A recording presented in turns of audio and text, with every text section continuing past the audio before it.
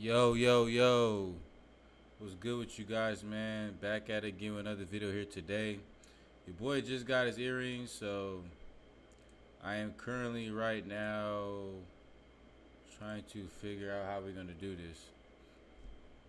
But today I got some stuff to watch. I got some stuff to check out. It's been a long day today. Um, really just been grinding.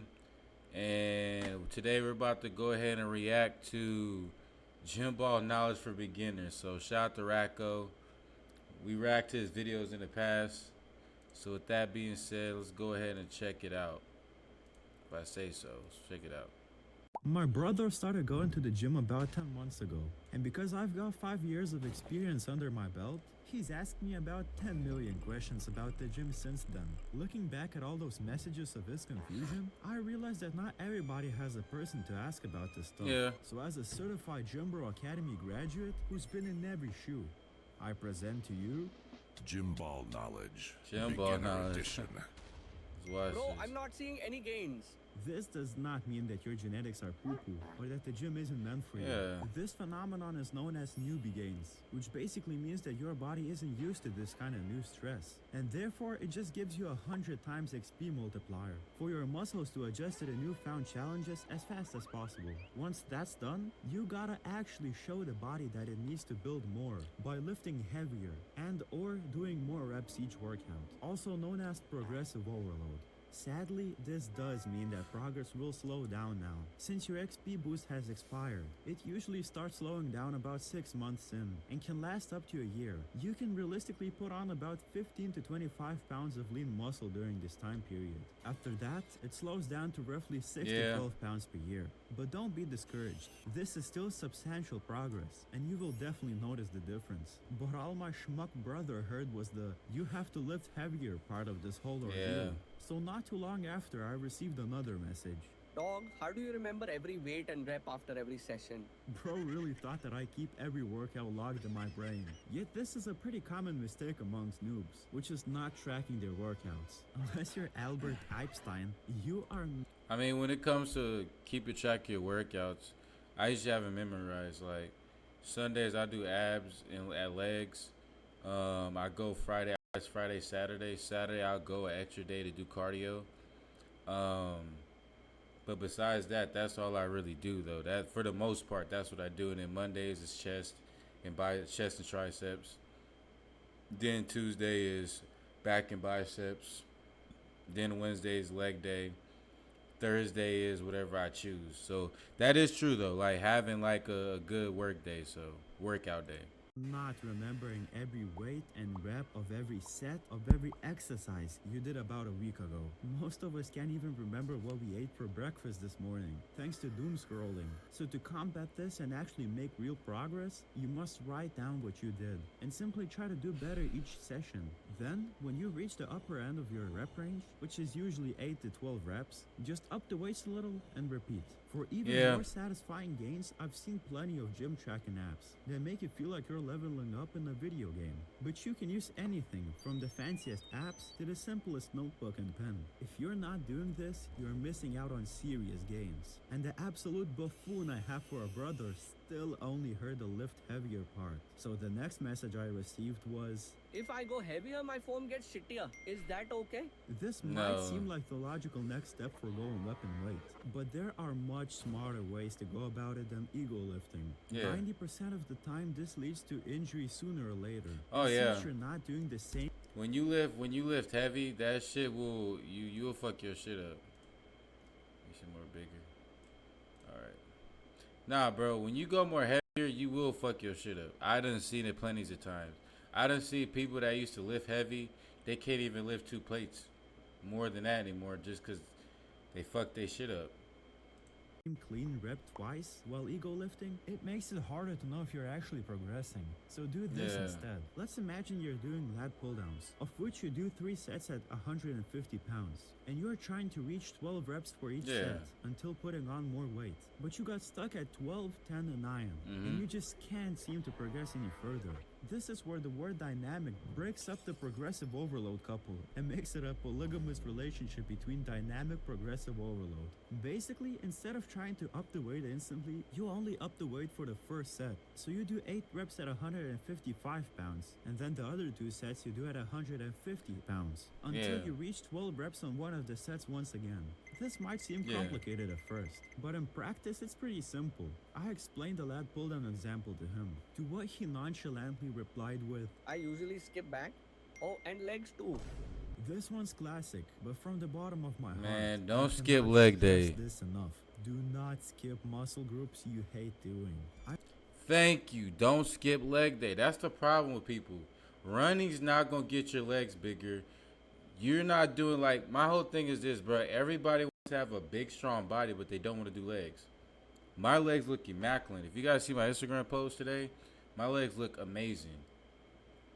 Could work on them a little more, but yeah, that just comes to tell y'all like, yeah, bro, do fucking leg day.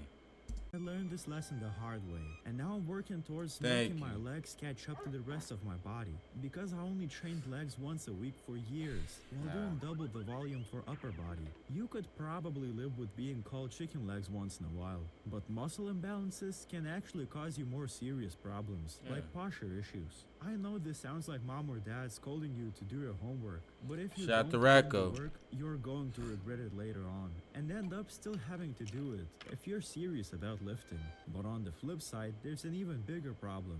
I've been in the gym twice a day for the past month. Lock in twin. I hate to break it to you, bro Chacho, but there's this little teeny tiny thing called overtraining. I know your TikTok feed is just the Sigma grinds at Andrew Tate fanboys telling you that if you skip just one day, you're Yeah. automatically going to become obese and the huzz are going to run away from you. But in reality, it's quite the opposite. Building muscle is like building a house. First, you buy your desired land on which you're going to build by training the muscle. Then you buy the bricks by eating protein. And then finally you build the house by recovering while sleeping. And I don't know Yeah. about you, but to me, the building part sounds the most important. What are you going to do with a bunch of land and bricks if you're not giving yourself any time to actually build? It Yeah. might seem super fun to train very frequently during the Yeah. honeymoon phase of going to the gym. And while it might seem that you're making much more progress, you're actually stalling your gains. Hit the gym 3 to 6 times a week and try to sleep minimum 7 hours a night. I like to go. I rest 2 days. That's for me though. So I like to rest like Fridays and Saturdays. I like to go on Sunday, Monday, Tuesday, Wednesday, Thursday. So that's Sunday, Monday, Tuesday, Wednesday, Thursday. That's 5 days. Yeah, I go 5 days. So that's just me. I don't ever get tired. Those 2 days are good enough for me. Ideally 8 to 9 hours for real muscle growth. If you listen closely, you must have heard something about bricks and protein, which brings us right into the next question. I'm eating steaks and eggs on a cutting board. Why am I not gaining muscle?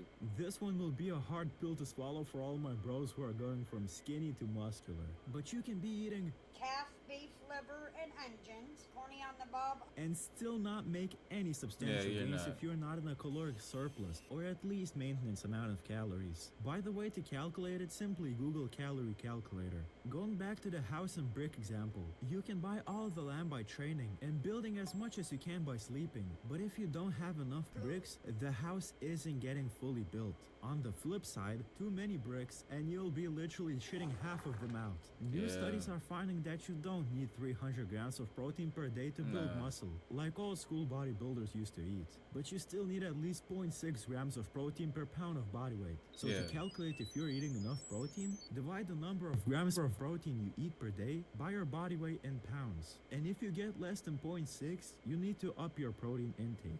But even if you're starting from fat and not skinny, if you consume too much fitness content, you'll find yourself thinking, Why is another guy my age so much buffer than me? Yeah. this question keeps people up at night. It doesn't matter how long you've been going to the gym. It affects me as much as it does any other person who consumes too much fitness media.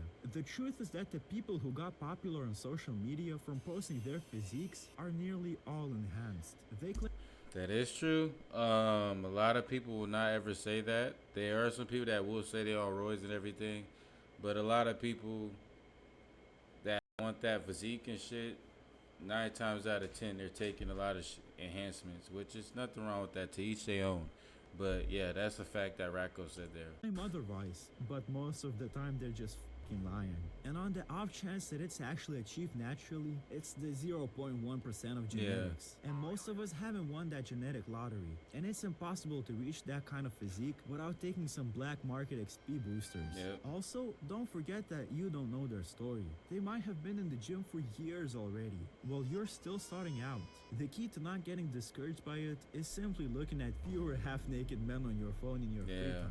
But no joke, 2 weeks after I gave my brother this piece of advice, he texted me, When should I start the cut? I want abs. if you're skinny, a cut shouldn't even cross your mind for the first year of training. Bulking is the only way to go. Preferably at least a sort of clean bulk. Do not completely f up your overall health. Of course, if you're already starting out fat, a bulk makes no sense. But don't rush the cut too hard. For the same house of bricks thing once again, I know that you're having wet dreams about having shoulder veins, but you have to be patient and build a real foundation first. And because we all lack patience in today's day and age, this is the next message I received.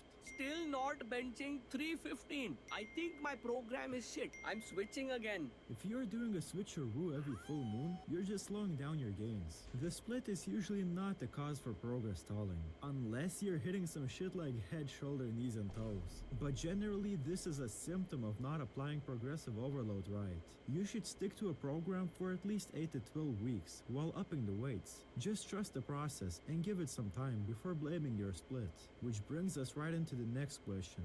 Should I be doing a different split? This guy on TikTok said bro split is peak. Split confusion is very real at the start of the gym journey. There is just so much. Don't believe what everybody says, especially on social media. They literally are. They literally give views, just express their opinion. Go search it yourself. Information, you start to get flustered between all the programs and rep ranges and so on. And the best solution for this is very simple. Just pick one of the following and actually stick to it. Upper, lower, PPL, or full body. You cannot go wrong with any of these three. Adjusting the rep ranges for your goals. If you want to build muscle, do 8 to 12 reps. If you want to build strength, do 1 to 5 reps with longer resting periods. Go to failure, apply progressive overload, eat good, sleep even better, and I guarantee that you're going to blow the fuck up. And for a while I didn't get any more questions from my brother about gym stuff, and I got curious, so I messaged him. How's the gym going, La Twin? I stopped going like a month ago. Sadly, this is the point where most people actually do quit. But I can promise that if you make it past this point with discipline and willpower, you will not regret it. The mind is always looking for ways to f you over for some reason. But you always have the choice to ignore that voice and keep pushing. If you're feeling physically exhausted, have a week of lighter lifting. But most of the time, it's all in the head. So while you're building the Shout out to Racco. Thanks for this video. We out of here. I see y'all next time. Gone.